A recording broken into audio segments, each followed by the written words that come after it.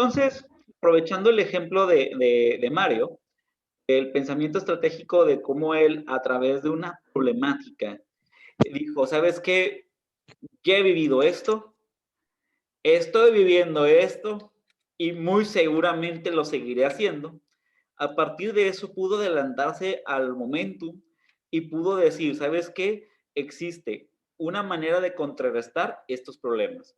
Y entonces genera un pensamiento estratégico, ¿sí? Dice, ¿sabes qué?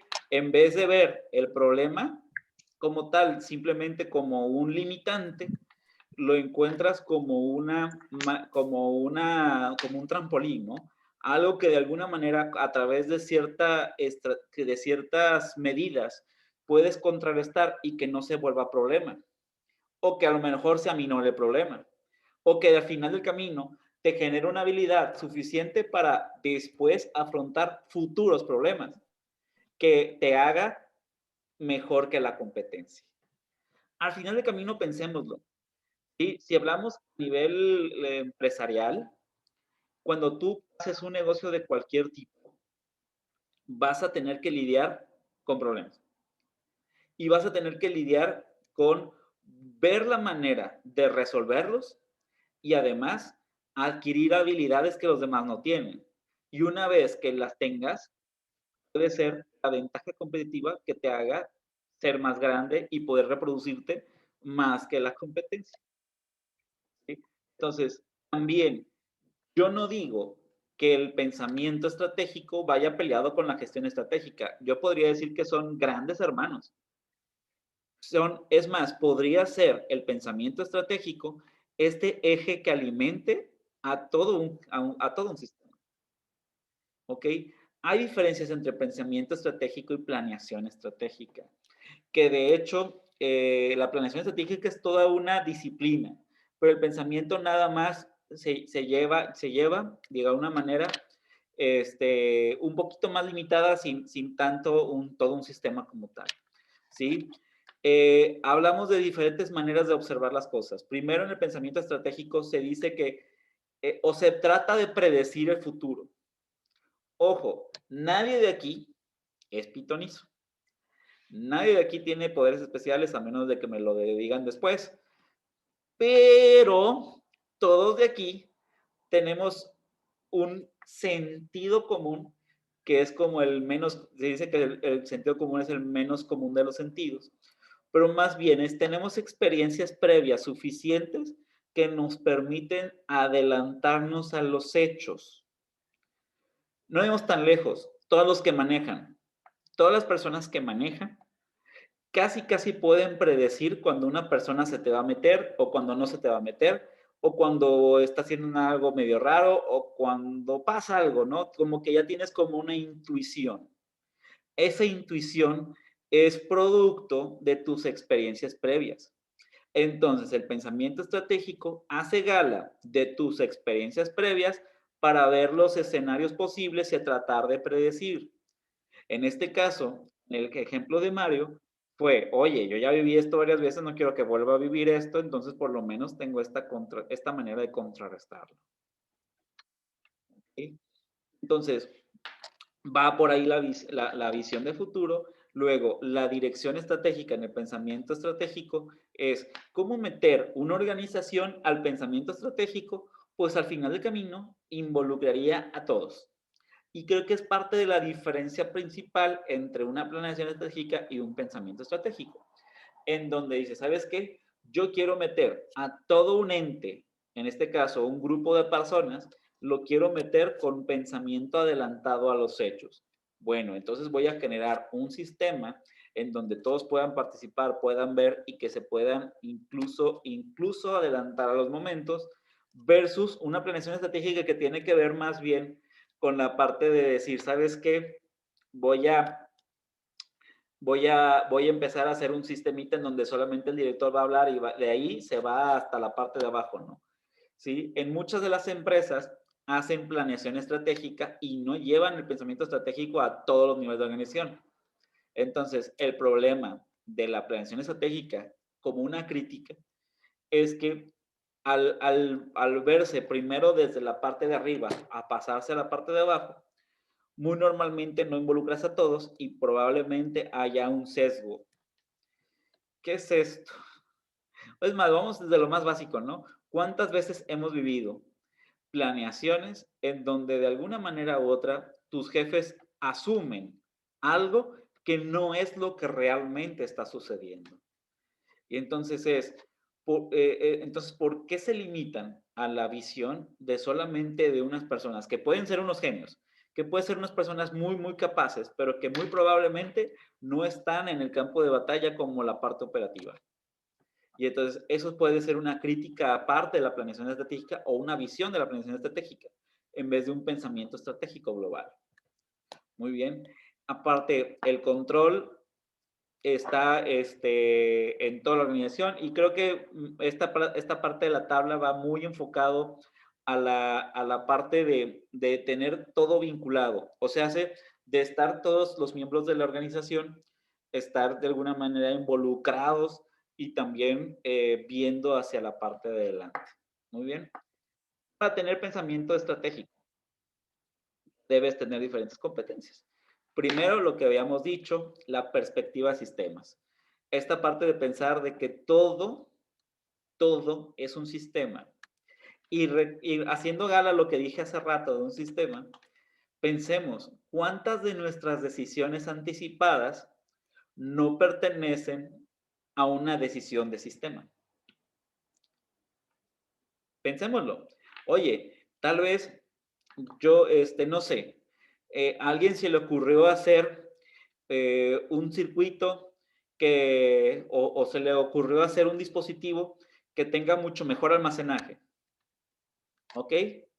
Espero que me vayan siguiendo en esta relatoría.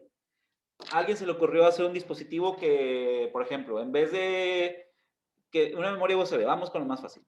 Un tipo de memoria USB, un dispositivo que ya no almacenas 16 gigas, que ahora manejas teras. Ok, y que tiene la misma dimensión que a lo mejor la memoria USB y que es más chiquito, es una nanotecnología. Ok, gracias a que se generó una invención por parte de un elemento de alguien, de alguna empresa, alguien pudo tomar esa invención como su input como su parte inicial para generar algo nuevo.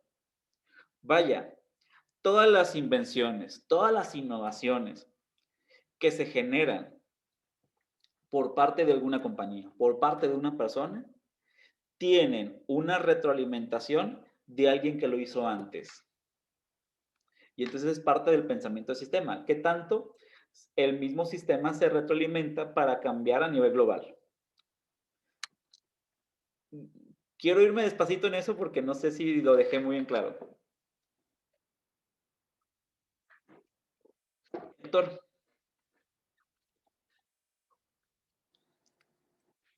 ¿escuchas Héctor Galvez? Veo un cuadro rosa. Sí, profe.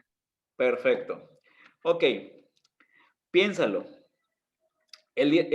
Ahorita, gracias a nuestra interacción humana, estamos pudiendo tener clases en línea, pero todavía tenemos limitaciones por internet y bla, bla, bla.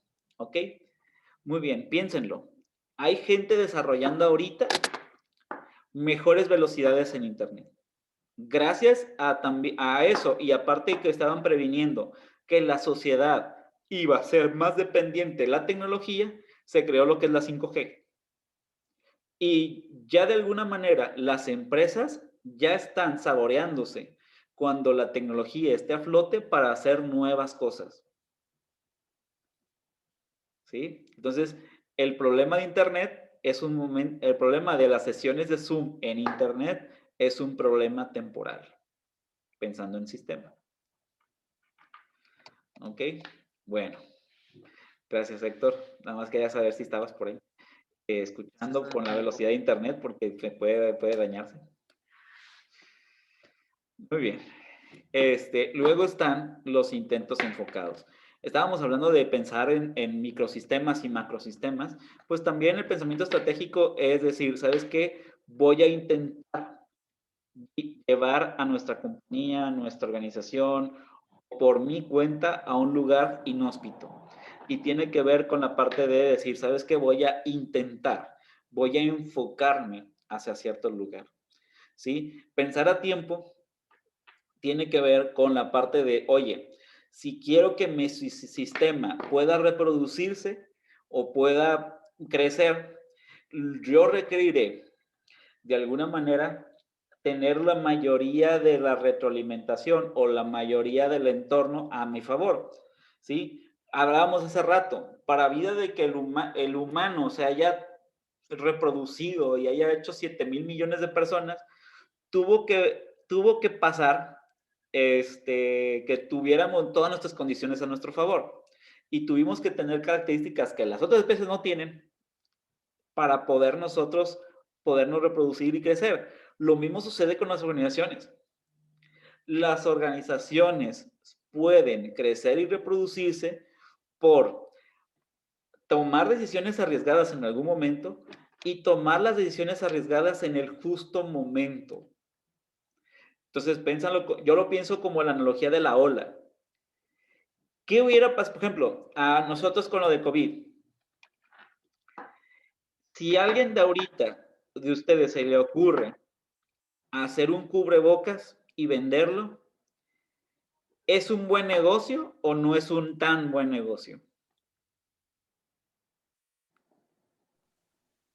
Sería Es un buen un negocio, negocio ¿no? rentable porque, bueno, al principio sí estaba explotado, pero ahorita ya, bueno, se vendían en exceso, ahorita ya no tanto. Sí, sí. Y vas por la calle y ya no los ves tantos cubrebocas, ¿no? Ujú.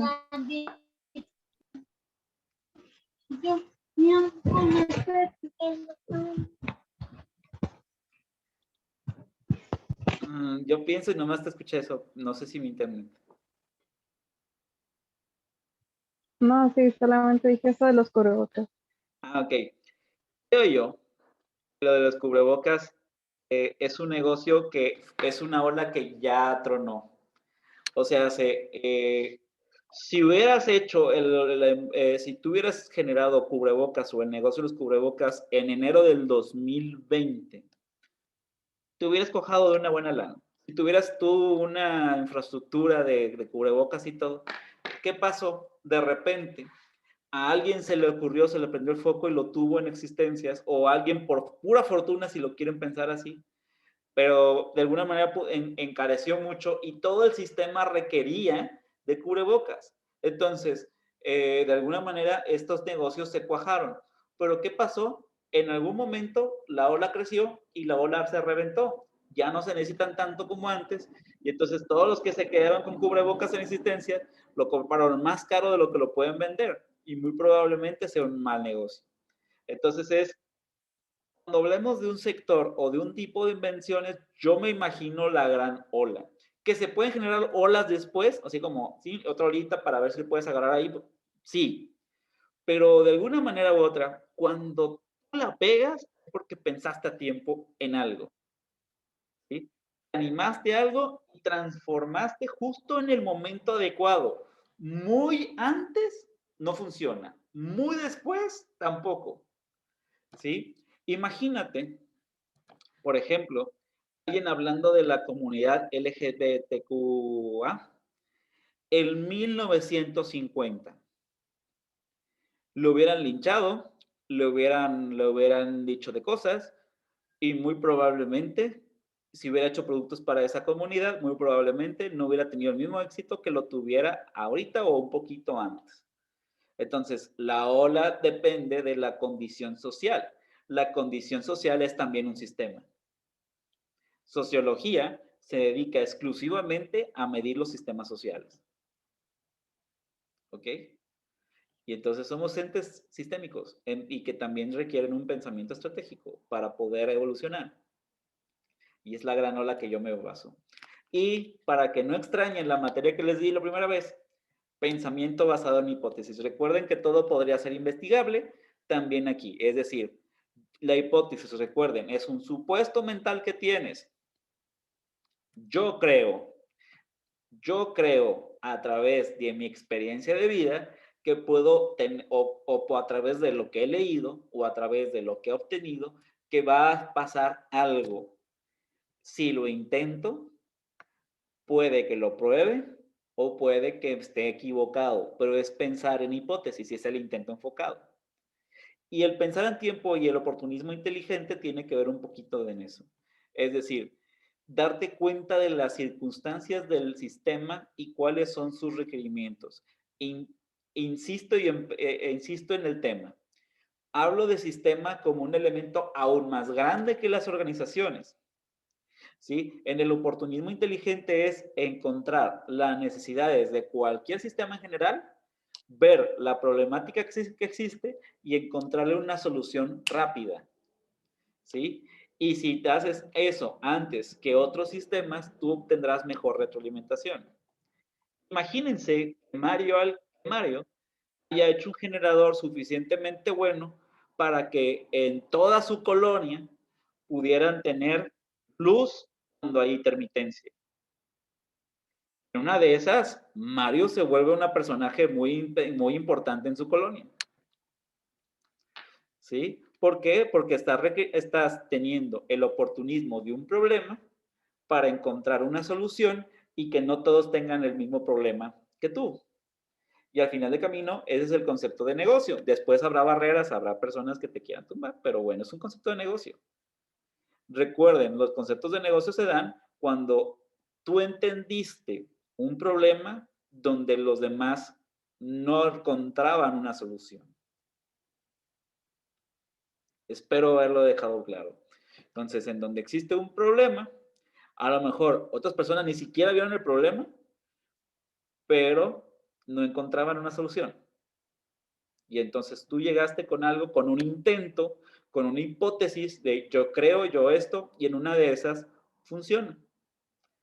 ¿Cómo hacerlo para no volverte pobre en el intento? Hacer pequeñas escalas de tu hipótesis y empezar a replicar y ver a qué onda. ¿Funcionó? No. Ok, otra. ¿Funcionó? No. Otro. Y así sucesivamente. ¿Dudas? ¿Ansiedades? No, profe, hasta ahorita bien. Profe, quedó claro. Ok, muy bien. Muy bien, muy bien. Gracias, chicos. Hábitos para los pensadores estratégicos. Anticiparte los problemas. Pensamiento crítico.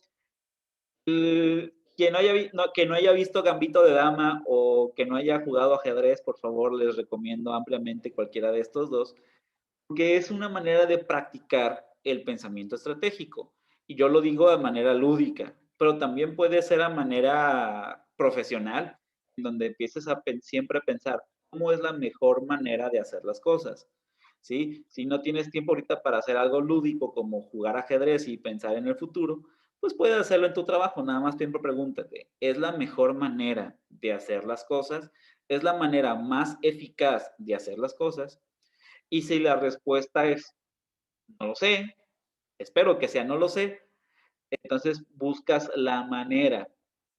Si la respuesta es sí, o una de dos, o probablemente está en la cúspide, que estás en la cúspide, que tengas la ventaja competitiva y que ya no haya nada más que hacer de la operatividad, o tal vez no has buscado lo suficiente. ¿Sí? Entonces, la idea siempre es un pensamiento crítico, también va por ahí. Buscar, literal lo que haces en una investigación, buscar fuentes de datos y cuestionar tu hipótesis. Tomar decisiones con este análisis que hiciste de tu hipótesis y, pues bueno, en caso de que tengas que transmitir tus resultados de la planeación estratégica o del pensamiento estratégico, hacer informes honestos, no disfrazados. Aquí es en donde vienen muchas problemáticas. Muchas veces la orientación de un gran sistema, como lo puede ser un país, está manchado por informes deshonestos. Piénsalo. ¿Cuántas veces un líder ha tomado decisiones con datos incorrectos? ¿Sí? Si sobre todo hay alguien que quiere subsistir ahí, para subsistir ahí, da un informe incorrecto, el líder toma decisiones basadas en información incorrecta si no la corrobora. ¿Sí, Mario? Sí, es correcto. Hace poco me acaban de pasar el informe ahora sí que de la tragedia del metro. Ajá. Y ahí es un claro ejemplo de una mala decisión por parte de un líder por, ahora sí que un mal informe Sí. de los que se dedicaron pues a hacer el análisis de toda la construcción. Fue el error desde raíz y pues ahora sí que Y no, acabó. no tenían los datos, o si los tenían medio raros, y si no, y si los tenían y tomaron esas decisiones, pues bueno, ahí sí ya no hay nada como ayudarlos. Pero, por ejemplo, y quiero, a partir de esto puedo llegar a conclusiones, ¿no? ¿Cuántas veces crucificamos a los líderes? ¿Sí? Crucificamos al presidente, no vemos tan lejos. Y pregunto, oye, ¿no tiene gente atrás que tal vez no le esté dando los informes correctos? ¿O no tenga los datos suficientes? ¿Sí? Y no estoy hablando de este presidente en turno, estoy hablando de cualquier otro país, de cualquier sistema. Cámbiale a presidente de la compañía, o cámbiale al presidente del equipo de fútbol, al presidente del comité de barrio. Vaya, llévenlo al nivel que quieran. Pero pregunta, ¿tendrán los datos suficientes para tomar decisiones?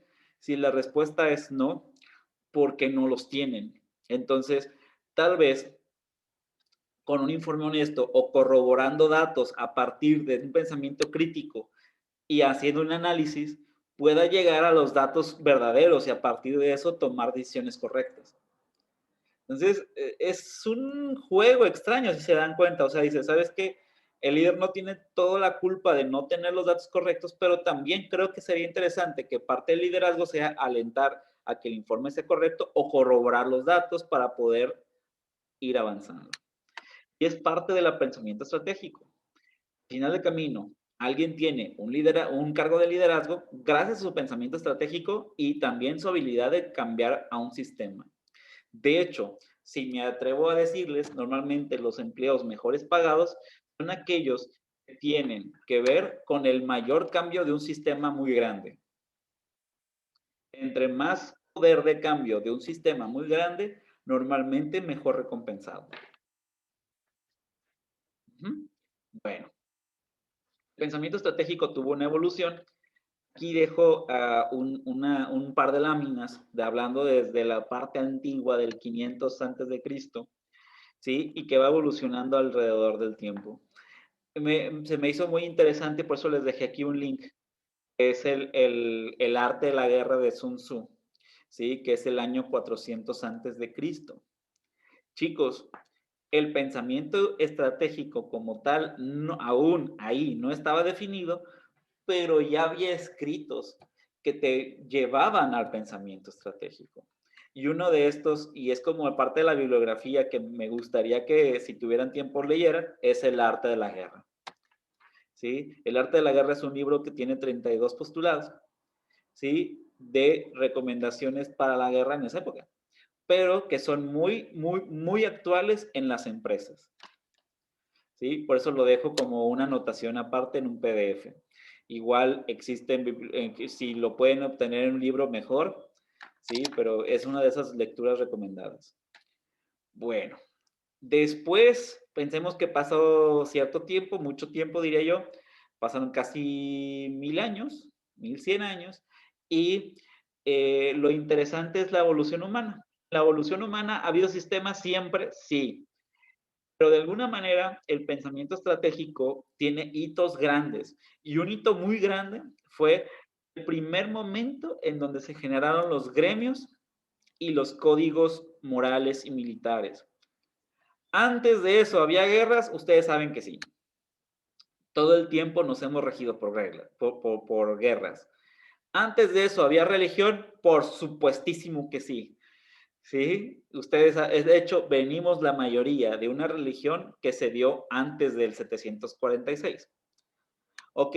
Pero lo que no existía aparte, bueno, aquí dejo en claro que la Biblia sí, pero lo que no había como tal es que una organización como tal empresarial se diera con códigos morales y militares, que son los gremios.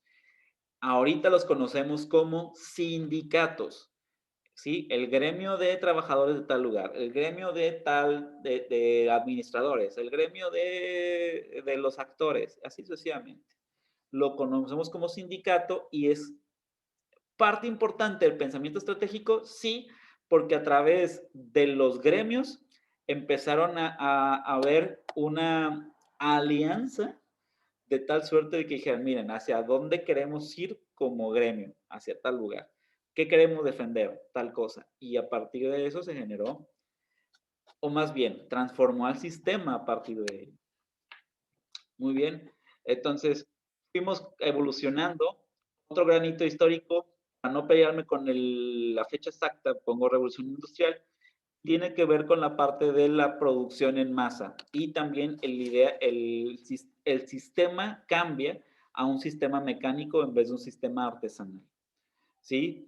Y así duramos un buen rato hasta que en 1920, aproximado un poquito antes de la Gran Depresión estadounidense, se empieza a adoptar una filosofía en base, o con base, perdón, en la operación. Entonces, en 1920, en Estados Unidos, empiezan las empresas a tener un pensamiento estratégico, todo directamente a pensar en números. Hasta antes de esa época era una producción, era simplemente enfocarse en producción. Ahora no, era en marketing, en presupuestos y en operación. ¿Okay? Empieza a generarse en Francia pensamientos a través de la comunicación, la Segunda Guerra Mundial, ya ven cómo pudo afectar todo esto. Créanme, las guerras entre más grandes han permitido también cierta evolución, ¿sí? Hacemos, por ejemplo, la Segunda Guerra Mundial nos trajo ciertas invenciones. Quiero atreverme a decir que el Internet se debe gracias a la Segunda Guerra, en evolución, ¿vale? Entonces, pues bueno, la Segunda Guerra trajo también un pensamiento sistémico, un pensamiento estratégico para decir hacia dónde van. Empezaron a sobreproducirse gracias a la Segunda Guerra. De hecho, hubo una época de oro del capitalismo gracias a esto, en donde los mercados empezaron a evolucionar, ¿sí? Empezó a haber más transacciones y el marketing como tal nace en los 50s. Y también nacen los administradores, por así decirlo, más importantes, ¿sí? Uno de ellos es Peter Drucker, que es uno de los principales gestores perdón, creadores del término como tal de sistema de gestión.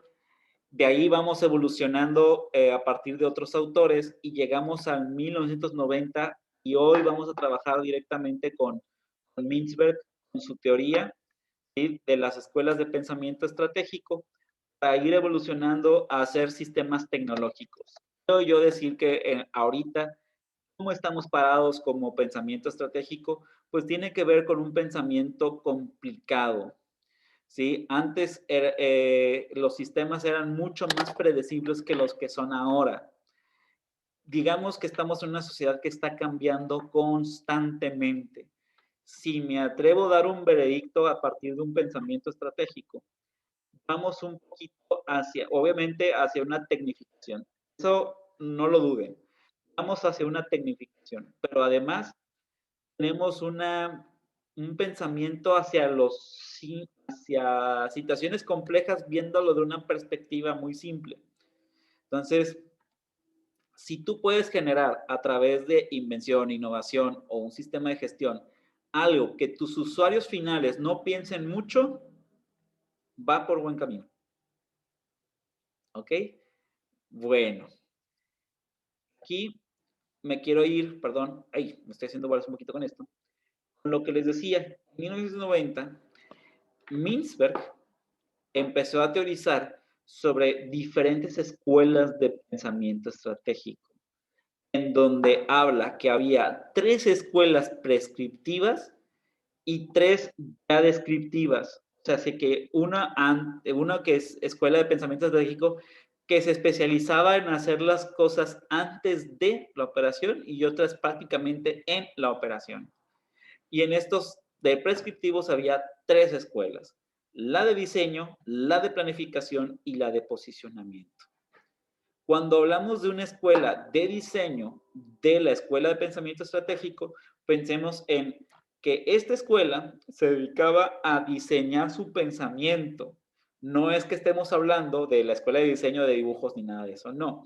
Simplemente de que la estrategia la veían como algo que se tenía que diseñar. Entonces, empezaron a acuñar ciertas herramientas para poder hacer su diseño de la estrategia como tal. Una de estas es el FODA. Ya en estas alturas del partido, si les pregunto FODA, si me respondan qué son, ¿verdad? Sí. Prueba de audio además. Perfecto. Entonces, fueron los creadores del FODA. Pocas palabras, chicos. ¿Sí? Y parte el FODA como un modelo de pensamiento, de decir, si parto de diseñar cuáles son mis fortalezas, oportunidades, debilidades y amenazas, puedo empezar a empezar a ver qué es lo que me favorece y qué es lo que me perjudica para a partir de eso empezar a ver el futuro. ¿Ok? Otro es el sistema de escuela de planificación, que no se enfocaba tanto solamente en diseñar la estrategia, sino en llevar todo lo que dijiste a un plano ejecutorio. Vaya, una principal diferencia entre uno y otro es que seguía posteriormente después de su formalización. En estos decían, ¿sabes qué? Yo quiero darle un seguimiento a lo que acabo de diseñar y también quiero ver si esto tuvo un buen resultado. Y en el último, el del posicionamiento. El de posicionamiento es, a diferencia de los otros dos, lo que quiere ver es qué tan bien estás tú comparado con el resto o qué tantas amenazas tienes del exterior. Digamos, los dos primeros se enfocaban mucho desde la parte del sistema como un ente independiente, casi con muy poca retroalimentación. Les decía en la parte del inicio que todos los sistemas son abiertos por naturaleza, ¿sí? Tiene muy poca abertura, los primeros dos tienen muy poca abertura hacia el exterior, comparado con el tercero. El tercero es totalmente visto hacia el exterior. Y tiene que ver la escuela de posicionamiento en esto. O sea, decir, ¿sabes qué? Voy a hacer una taquería, tengo que comparar primero cómo está el sector de la taquería, cómo está la liga de las taquerías para después hacer mi diseño de taquería. Entonces, estaba volteando constantemente a su competencia, constantemente al sistema mismo. ¿Cómo está? Oye, ¿cómo está la condición económica? ¿Cómo está esto? Y estaba observando demasiado eso. Uno de los ejemplos que vamos a profundizar en la semana 2 es Porter. Michael Porter hizo uno que tiene que ver con las 5 fuerzas de Porter, que analizaba las condiciones del ambiente externo.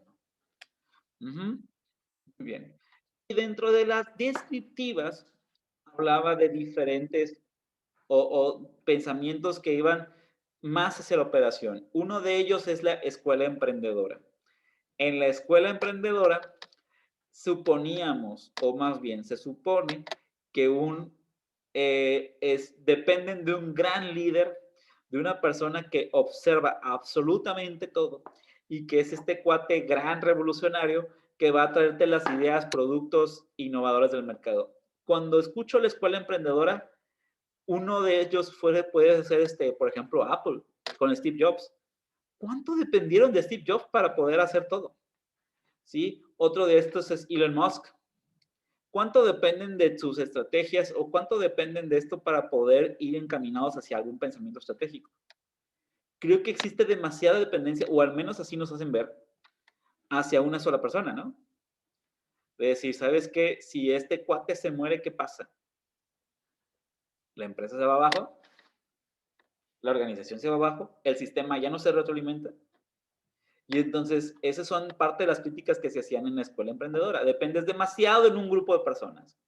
Ponle tú que no sea solamente uno, pero es un grupo pequeño de personas en las que dependes todo hacia dónde va la empresa. En la escuela de aprendizaje, a diferencia, no es una sola persona. De hecho, van desde la premisa de que la empresa no sabe nada o sabe muy poco. Y en la escuela de aprendizaje, en el pensamiento estratégico, lo que buscabas era la retroalimentación, porque las empresas se basan en su retroalimentación para poder subsistir. Y entonces podemos hablar, en esta escuela de aprendizaje, las empresas se entienden a sí mismas como una empresa aprendiz. En esas hay muchísimas empresas. Es decir, soy una empresa que apenas estoy adquiriendo conocimientos a partir de lo que sucede en el mercado. Le pregunto al mercado todo lo que él quiere. O sea, ¿qué quieres? Y parece que cada decisión la tomo a través del mercado. Y entonces me convierto en una empresa que se retroalimenta mucho. ¿Qué desventaja tiene? Se vuelve poco predictivo porque siempre estás pensando en las masas, siempre estás pensando para tomar una decisión, tiene que tomar demasiado elemento de la retroalimentación y puede tardar demasiado. ¿Ok? No digo que sea mejor la escuela emprendedora, en lo absoluto. Creo yo que en la escuela de aprendizaje se pueden llegar a mejores resultados, pero también puede ser un poco lenta. Y en la escuela de pensamiento político estratégico, parte, a diferencia de las dos anteriores, a elementos humanos. Y lo que estaba diciendo Mintzberg aquí en la escuela política es que las organizaciones que se ven a sí mismas como de la escuela política, se ven como un ente en donde las personas van a competir por poder. Y tienes que generar antes de un pensamiento estratégico una escuela o una secuela de poder, de ver qué le interesa y qué no le interesa. Es como si yo pensara que en esta organización todos quisieran ser jefe de grupo. Y todos se quisieran enamorar a golpes y yo tengo que generar un sistema de tal suerte de que no se vayan a golpes queriendo ser el líder del grupo. ¿Sí? ¿Que vemos organizaciones así? Por supuesto que sí. ¿Sí? En donde alguien quiere ser el jefe directo, alguien sí, que ven estas cotos de poder. Y él pensaba Misber que esos tipos de organizaciones suelen ser estas que ya tienen cierto grado de madurez, que agarraron, que con el tiempo se volvieron un poco hasta burocráticas, y que normalmente las personas ven más cómo escalar que cómo hacerlo crecer y cómo ir hacia adelante en el sector. Muy bien, chicos. Después de esto, una un poquito más romántica que la política de los cotos de poder, tiene que ver, pero se parecen demasiado, es la parte de la escuela cultural. Manejaban la escuela cultural como un lugar en donde haces una interacción social, en donde la empresa por sí sola es un grupo social y solamente crecerá dependiendo de las habilidades sociales de los individuos. Muy bien, nos conectamos otra vez, chicos. Porfas. Sé que son las 4 y fracción, pero pensando que es como si fuera el nuevo horario, ¿no?